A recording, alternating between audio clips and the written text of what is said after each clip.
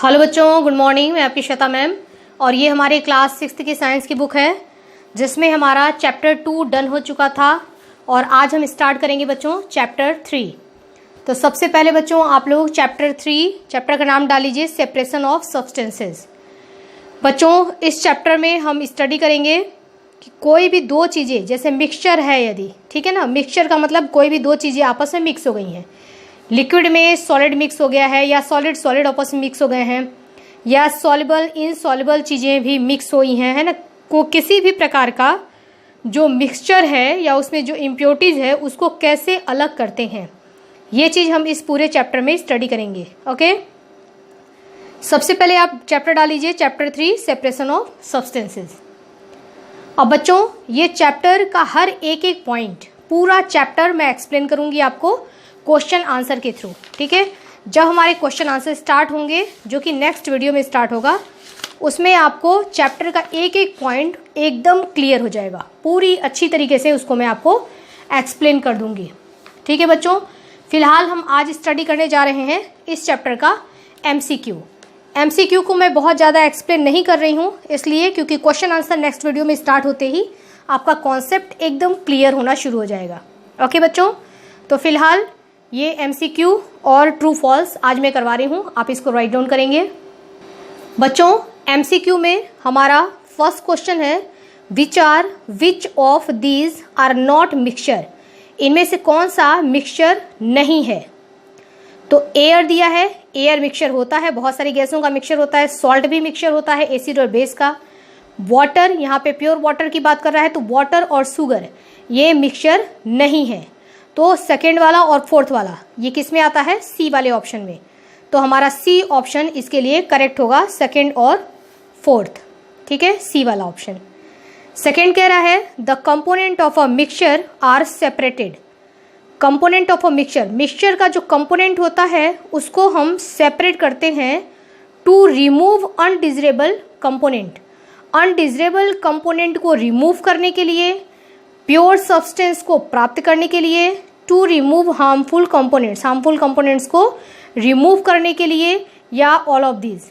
तो हम इन सभी चीज़ों के लिए, इन तीनों पर्पस के लिए हम मिक्सचर से उसके कंपोनेंट को सेपरेट करते हैं। ठीक है, तो हमारा आंसर क्या हो जाएगा बच्चों, ऑल ऑफ दीज। नेक्स्ट बच्चों third point, oil and water can be separated through. अगर ऑयल और वाटर एक ही में मिक्स हो गया हो तो उसको हम कौन से मेथड से सेपरेट करेंगे, अलग अलग करेंगे। मेथड हमारा है, फर्स्ट है सेडिमेंटेशन, सेकेंड है इवोपोरेशन, थर्ड है सेपरेटिंग फनल और फोर्थ है हमारा डिकेंटेशन। तो अभी आपको पता नहीं है कि किस तरीके से इसको इस्तेमाल होता है, जब मैं चैप्टर एक्सप्लेन करूंगी तो वहां आप समझेंगे। फिलहाल इसका आंसर क्या होगा बच्चों, डिकेंटेशन। ओके, तो बच्चों क्वेश्चन नंबर 1, 2 और 3 इतना आप लोग राइट डाउन कर लीजिए, फिर हम आगे बढ़ेंगे।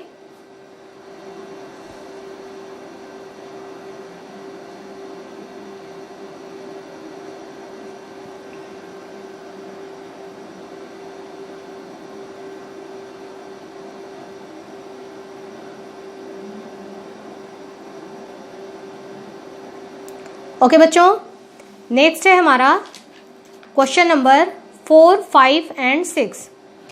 क्वेश्चन नंबर 4 कह रहा है ammonium chloride and common salt are separated by. अगर अमोनियम क्लोराइड और कॉमन सॉल्ट यानी कि जो हम घर में इस्तेमाल करते हैं नमक, वो अगर मिक्स हो गया हो तो किस मेथड से उसको हम सेपरेट करेंगे। मेथड ए दिया हुआ है सब्लिमेशन मेथड से, बी दिया हुआ है लोडिंग मेथड से, सी है डिस्टिलेशन और थर्ड है डिकेंटेशन। तो बच्चों हमारा सही आंसर है सब्लिमेशन। 5 है a mixture of sand and common salt in sea can be separated by. Common salt का मिक्सचर और यदि सैंड का, ठीक है, इन दोनों का यदि मिक्स कर दिया जाए, बालू मिट्टी, ठीक है, तो इन दोनों को मिक्सअप कर दिया जाए तो इन दोनों को सेपरेट हम कौन से मेथड से करेंगे। तो हमारा सही आंसर है सेडिमेंटेशन एंड इवोपोरेशन। बच्चों सेडिमेंटेशन मेथड से तो हम सैंड को सेपरेट करेंगे और इवोपोरेशन मेथड से हम इसमें से कॉमन सॉल्ट को सेपरेट करेंगे। ठीक है, तो हमारा आंसर हो जाएगा बच्चों डी।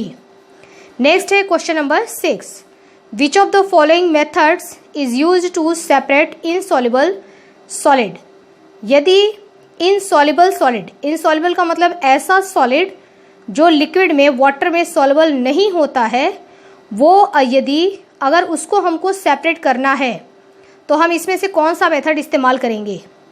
ठीक है, किसी लिक्विड में ऐसा सॉलिड घुला हुआ है जो उसमें घुल नहीं सकता, ठीक है ना, उसमें डला हुआ है ऐसा, तो उसको हम कैसे सेपरेट करेंगे। तो हमारा सही आंसर है फिल्ट्रेशन, यानी कि छान कर।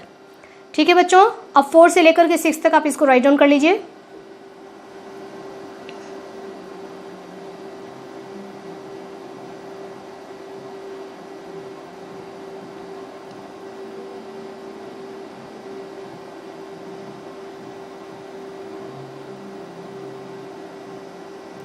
चलिए बच्चों आगे बढ़ते हैं हम ट्रू और फॉल्स की तरफ। ठीक है, ट्रू फॉल्स में क्वेश्चन नंबर फर्स्ट है, all mixtures are heterogeneous.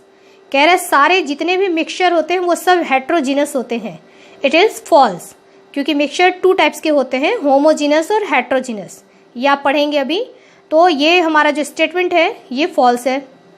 Second कह रहा है solubility decreases with increases in temperature. यदि हम टेम्परेचर बढ़ाते हैं तो किसी चीज़ का घुलना यानी कि सॉल्युबिलिटी कह रहा है कि कम हो जाता है। यानी कि जैसे आप पानी में चीनी को डाल करके और अगर गैस पे रख देते हैं, टेम्परेचर उसको देते हैं, तो चीनी जल्दी घुलेगा या कम हो जाएगा उसका घुलना। ये कह रहे हैं कि कम हो जाएगा। ठीक है, तो ये स्टेटमेंट क्या हो जाएगा बच्चों, फॉल्स, क्योंकि टेम्परेचर के साथ सॉल्युबिलिटी बढ़ती है, घटती नहीं है। क्वेश्चन नंबर थर्ड है, common salt obtain from sea water contains many impurities. जो कॉमन सॉल्ट जो हम प्राप्त करते हैं समुद्र के पानी से, उसमें बहुत सारी इम्प्योरिटीज़ होती है। करेक्ट है ये, क्योंकि बहुत सारी इम्प्योरिटीज़ होती है, हम डायरेक्टली उसको वहाँ से सेपरेट करके ऑब्टेन करके उसको यूज़ में नहीं ले सकते हैं, उससे पहले उसको प्यूरीफाई किया जाता है। तो प्यूरिफिकेशन प्रोसेस के बाद ही उसको इस्तेमाल में लिया जाता है, क्योंकि उसमें बहुत सारी इम्प्योरिटीज़ होती है। Question number 4, A pure substance has definite composition and properties। Correct है ये, प्योर सब्सटेंसेस जो होते हैं उनका कंपोजिशन डेफिनेट होता है, यानी कि निश्चित होता है, और उनकी प्रॉपर्टीज़ भी, यानी कि उनका गुण जो होता है वो भी निश्चित होता है। ठीक है बच्चों, तो ट्रू फॉल्स इसको आप राइट डाउन कर लीजिए, उसके बाद आगे बढ़ते हैं।